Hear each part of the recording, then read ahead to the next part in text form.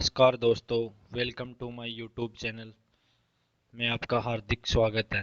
दोस्तों, आज हम करने वाले हैं गति से संबंधित मोस्ट इम्पोर्टेंट क्वेश्चन। पहला क्वेश्चन है, शरीर गति विज्ञान का जनक किसे कहा जाता है? शरीर गति विज्ञान का जनक किसे कहा जाता है? राइट आंसर इज अरस्तु। क्वेश्चन नंबर 2, गति का अध्ययन किस में किया जाता है? गति का अध्ययन किस में किया जाता है? Right answer is kinematics. Kinematics में गति का अध्ययन किया जाता है। क्वेश्चन नंबर 3, बल का अध्ययन किस में किया जाता है? बल का अध्ययन किस में किया जाता है? Right answer is kinetics. Kinetics में बल का अध्ययन किया जाता है, जबकि काइनेमेटिक्स में गति का अध्ययन किया जाता है। क्वेश्चन नंबर 4, हाथ की हथेली को नीचे की ओर मोड़ना क्या कहलाता है? हाथ की हथेली को नीचे की ओर मोड़ना क्या कहलाता है? Right answer is pronation. Pronation. और हाथ की हथेली को ऊपर की ओर मोड़ना सुपिनेशन कहलाता है। हाथ की हथेली को ऊपर की ओर मोड़ना सुपिनेशन कहलाता है। क्वेश्चन नंबर 5, प्रोट्रैक्शन और रिट्रैक्शन गति किस में होती है? प्रोट्रैक्शन और रिट्रैक्शन गति किस में होती है? राइट आंसर इज जबड़े। जबड़े में प्रोट्रैक्शन और रिट्रैक्शन गति होती है। क्वेश्चन नंबर 6, कीलदार संधि कहाँ होती है? कीलदार संधि कहाँ होती है? कीलदार संधि कहाँ होती है? राइट आंसर इज गर्दन में। कीलदार को पीवट जॉइंट भी बोलते हैं, जो हमारी गर्दन में पाया जाता है। क्वेश्चन नंबर 7, कब्जेदार संधि कहाँ पाई जाती है? कब्जेदार संधि कहाँ पाई जाती है? Hinge joint. Right answer is कोहनी। एल्बो और हमारी नी के अंदर कब्जेदार संधि पाई जाती है। क्वेश्चन नंबर 8, बिना मांसपेशी की लंबाई बदले मांसपेशियों में संकुचन होना क्या कहलाता है? बिना मांसपेशी की लंबाई बदले मांसपेशियों में संकुचन होना क्या कहलाता है? Right answer is isometric. Right answer is isometric. Question number 9, शरीर की मध्य रेखा की तरफ अंगों को लेकर आना क्या कहलाता है? शरीर की मध्य रेखा की तरफ अंगों को लेकर आना क्या कहलाता है? Right answer is adduction. Right answer is adduction.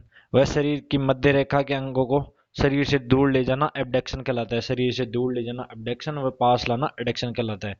Question number 10, concentric और एसेंट्रिक संकुचन किस प्रकार की गति है?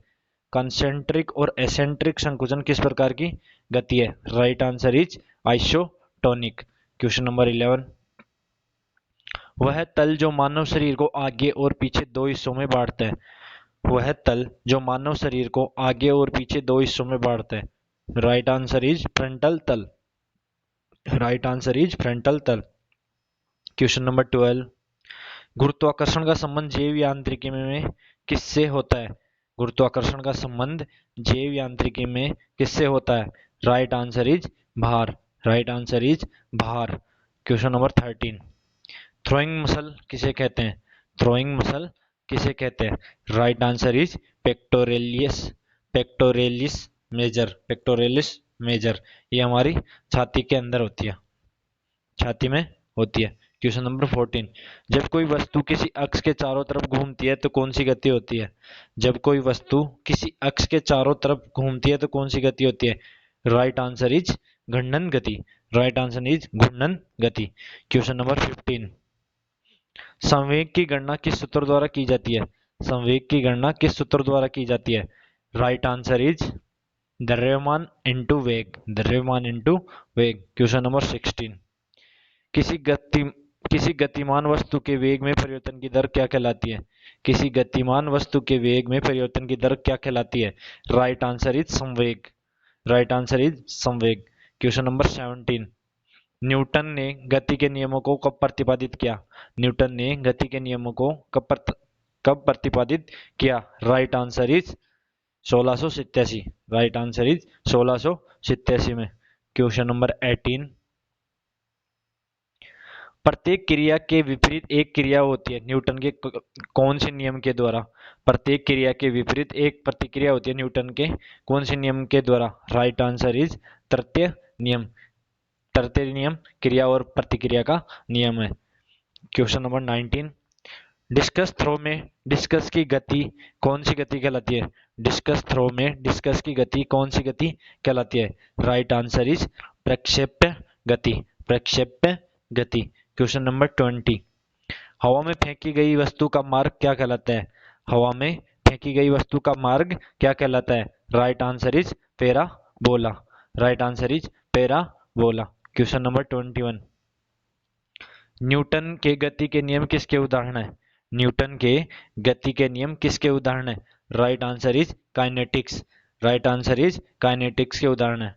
Question number 22।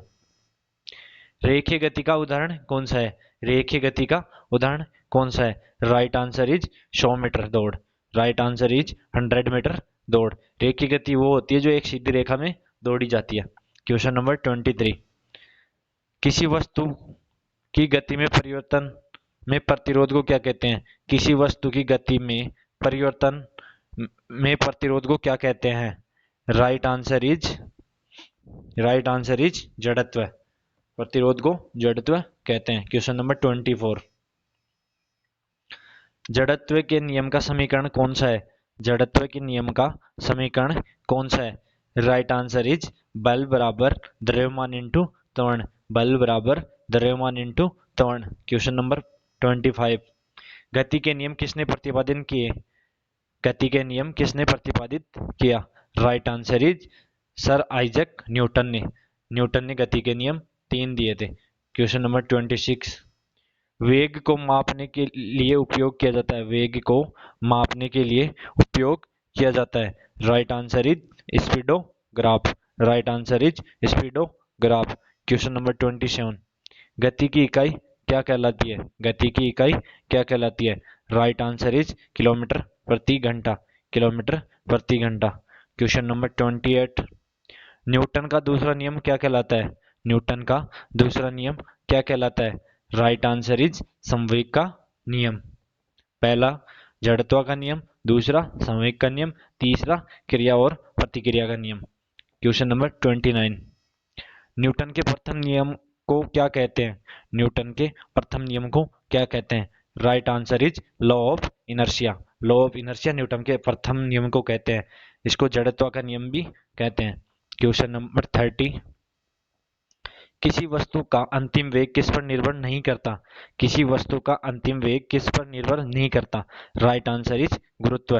गुरुत्व पर अंतिम वेग निर्भर नहीं करता। दोस्तों ये थे मोस्ट इंपोर्टेंट 30 क्वेश्चन जो कि आपको एग्जाम में देखने को मिलेंगे।